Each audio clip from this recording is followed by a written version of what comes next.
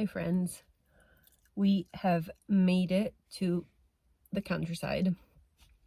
I feel so at peace by just being here. I wish I lived, well, not here, but more in nature. As you'll probably know, I feel so far away from you. Maybe, not much better, but we gotta work with this. So, how are we? I have finally healed, can breathe and everything, which is good. So today I realized that I live by under promising and over delivering, which is something that I've recently heard. But I realized that I've been doing it like it's my motto. It's how I live my life, literally. And because I was in the car, and I've realized that every time that I'm in the car, I know that if only I was able to have like my soulmate here as a passenger for like a 20-minute, 30 minutes drive, I would make him fall in love with me.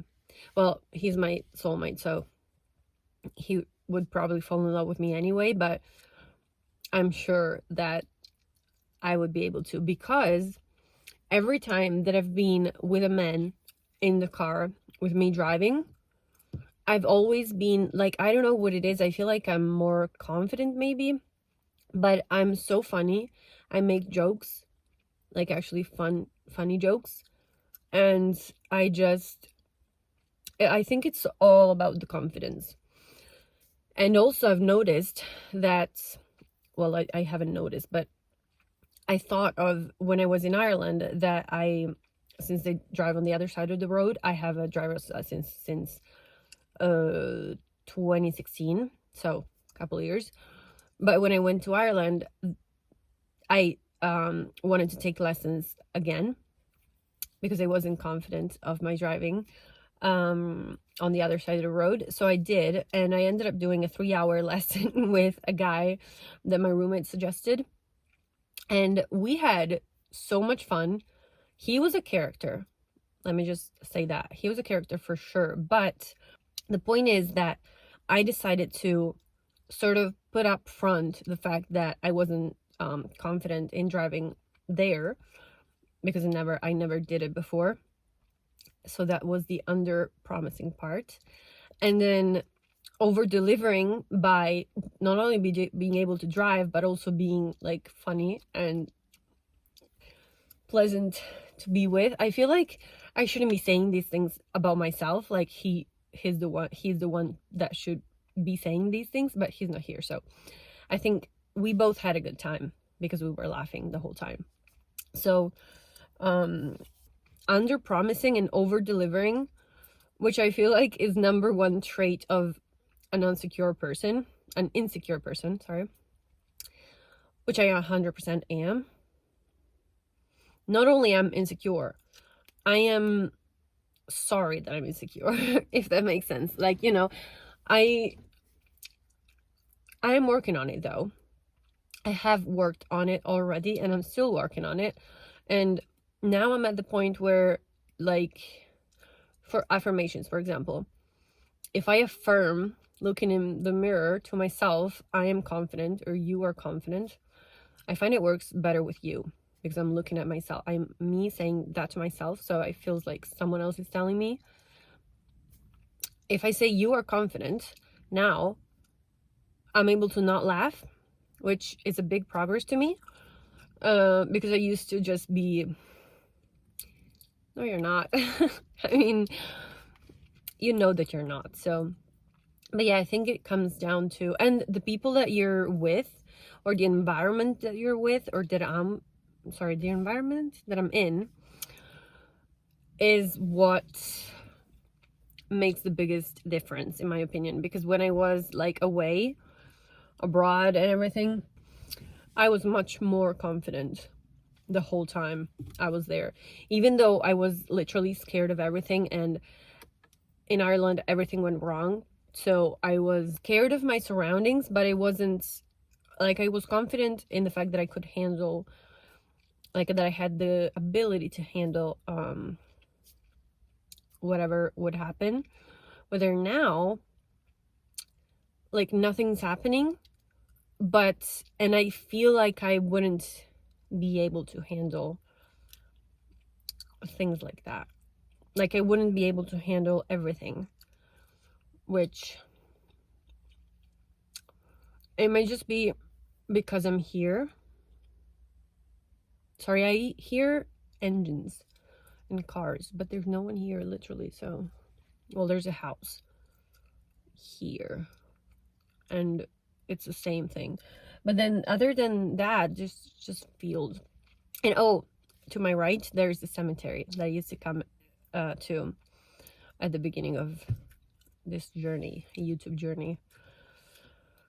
Oh, there's a tractor. Oh no. Because I feel it's so weird if you see someone at a cemetery in a car talking to talking to a phone. Like they must be thinking that I'm not normal, but who is, honestly? Oh, this is awkward. I should have put myself with the back towards the road instead of...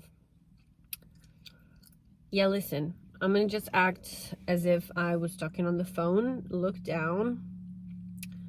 I feel like I have PTSD from the beginning of this whole filming myself thing, because I was exactly here and there was people like walking behind me and stuff, and I would be trying to ignore the fact that I was so scared of them. Why am I scared of people though? You know why? Because I'm afraid that someone comes here and tells me like you're not allowed to be here, or you have to go, or like you've broken the law or something like that. I'm so scared of that. I'm so scared of police, just in general, and even just not even police, like any authority figure, teachers, anyone like that, I'm scared of. Which is not great. But what was I talking about?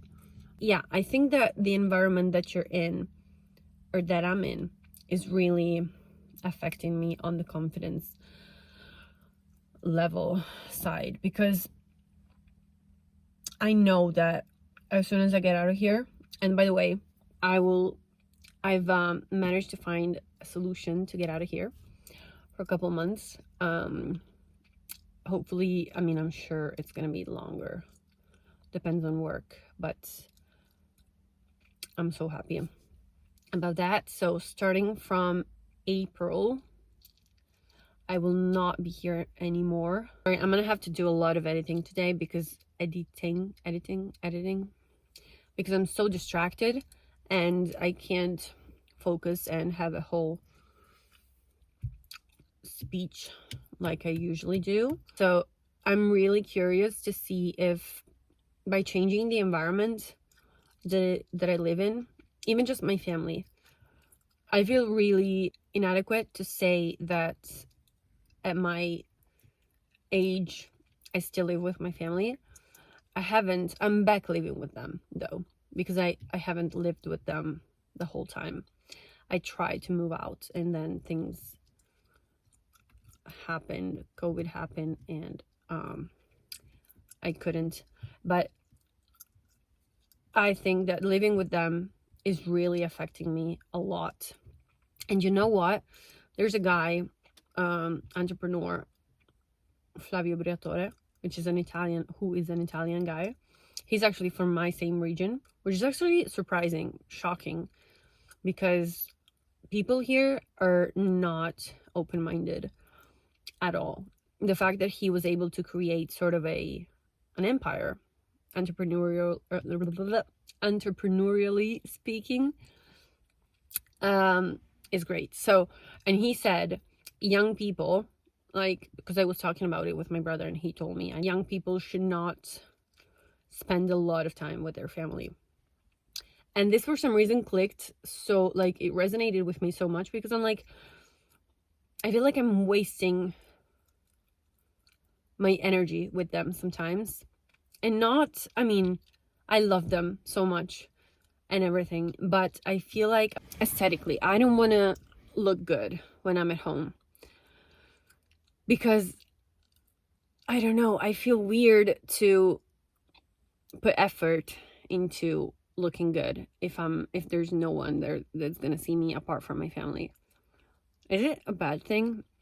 Don't judge it, okay? Don't judge it. All right, not judging it.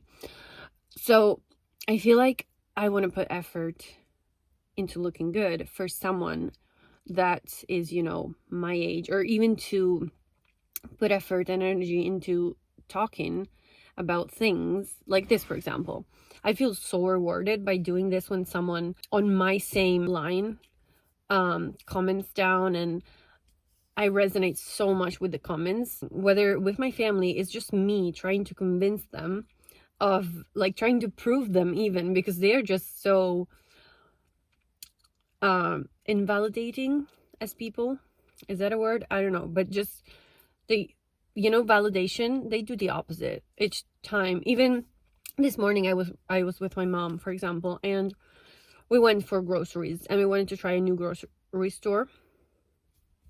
We chose very unexperiencedly. I feel like I wouldn't just make adverbs up today, so I don't know what's going on with that. But we chose a time of the day, which is Saturday, so it's already a bad day to do groceries. But we chose the worst possible time, which is 11:30, 12 p.m. 11:30 a.m., 12 p.m.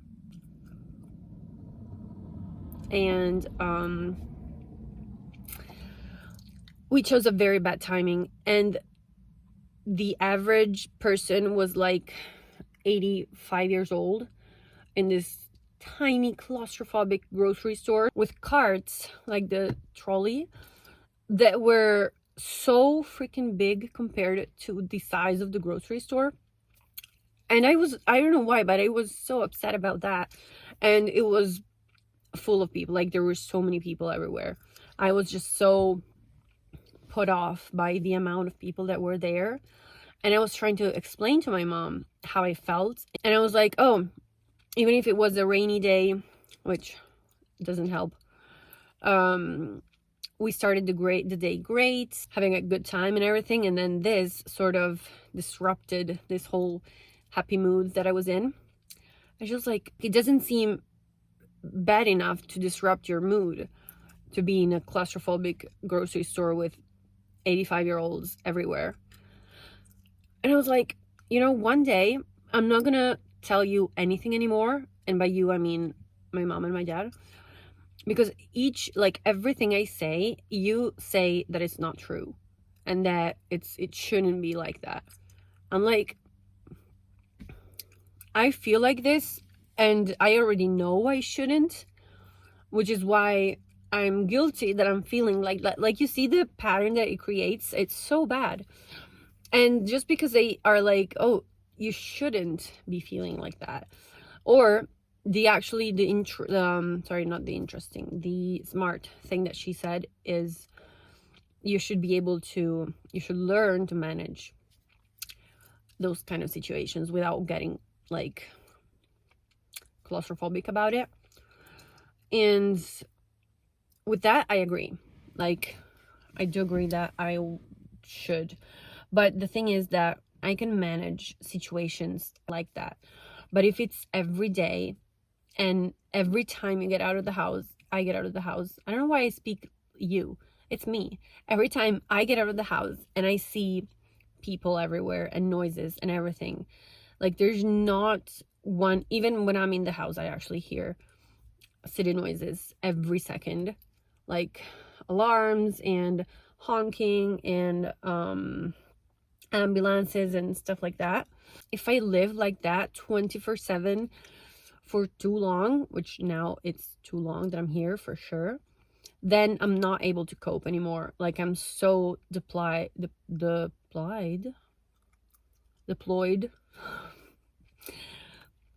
I don't have, like, I'm empty. It's no more energy to deal with anything more than just everyday life with no extra stimulus. So every extra stimulation is just overwhelming to me. But life, and just knowing that at some point I will be getting out of here, and having that point being soon enough, helps me so much. So I know that the only thing, because I was like, maybe I should go see a therapist again, and my mom told me this as well. Oh, and you know what? My parents think, and they never told it to me because they were like, they didn't want to scare me or anything, but one day I was like, maybe I'm bipolar. And they were like, yeah, we thought of that as well, but we never said anything, but to know if you are or not, you have to do a blood test. I thought it was a personality thing, like ADHD or whatever, but it's a biological thing actually. So interesting. I don't know if I will ever do it, because it doesn't really make a difference to know if you're bipolar, if I am bipolar or not. I mean, it doesn't, I don't know, maybe it would help. We'll see in the future. I send you peace and love, and I wish you a great day. We'll talk next time. Bye.